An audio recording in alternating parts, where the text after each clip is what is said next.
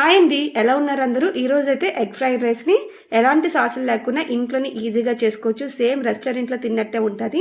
First దీని process చూద్దాం రండి.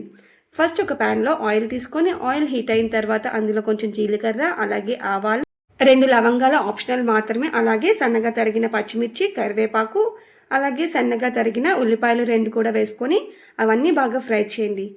ఇప్పుడు అందులో కొంచెం పసుపు, అలాగే మీ టేస్ట్కి తగ్గట్టు ఉప్పు కూడా వేసుకొని అదంతా బాగా ఫ్రై చేయండి. ఇప్పుడు ఇదంతా బాగా ఫ్రై అయింది కదా, ఇప్పుడు చిన్న చిన్న ముక్కలుగా కట్ చేసిన అల్లం కూడా వేసుకోండి. అల్లం అనేది ఈ టైంలో వేయడం వల్ల అల్లం ఫ్లేవర్ చాలా బాగుంటుంది. అది కూడా ఒకసారి బాగా ఫ్రై చేయండి. ఇప్పుడు అందులో మీ టేస్ట్కి తగ్గట్టు కారం, అలాగే కొంచెం గరం మసాలా, అలాగే కొంచెం ధనియాల పొడి, అలాగే కొంచెం జీలకర్ర, ఇందులో మెయిన్ చాట్ మసాలా వేసుకోండి. అవన్నీ మసాలాలు కూడా బాగా ఫ్రై చేయండి. ఇలా మసాలాలన్నీ బాగా ఫ్రై అయిన తర్వాత అందులో 2 కోడిగుడ్లను వేసుకోండి.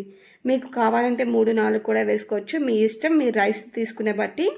ఇప్పుడు కోడిగుడ్లు వేసుకున్న తర్వాత ఒకసారి కలుపుకుని అలా ఉంచేయండి. ఆ తర్వాత పెద్ద పెద్ద ముక్కలుగా కట్ చేసుకోండి వాటిని. అలా కట్ చేసుకున్న తర్వాత ఉడకబెట్టిన రైస్ వేసుకోవచ్చు, లేదంటే మిగిలిపోయిన అన్నమైనా వేసుకోవచ్చు. ఇలా అన్నీ వేసుకున్న తర్వాత ఒకసారి బాగా ఫ్రై చేయండి. ఇదంతా హై ఫ్లేమ్లో మాత్రమే చేయండి, అప్పుడే స్మోకీ ఫ్లేవర్తో చాలా బాగా వస్తుంది. మీ దగ్గర ఐరన్ ప్యాన్ ఉంటే అందులో చేస్తే ఇంకా టేస్ట్ బాగుంటుంది. ఇప్పుడు అదంతా ఫ్రై చేసిన తర్వాత కొత్తిమీర వేసుకొని గార్నిష్ చేసుకోండి.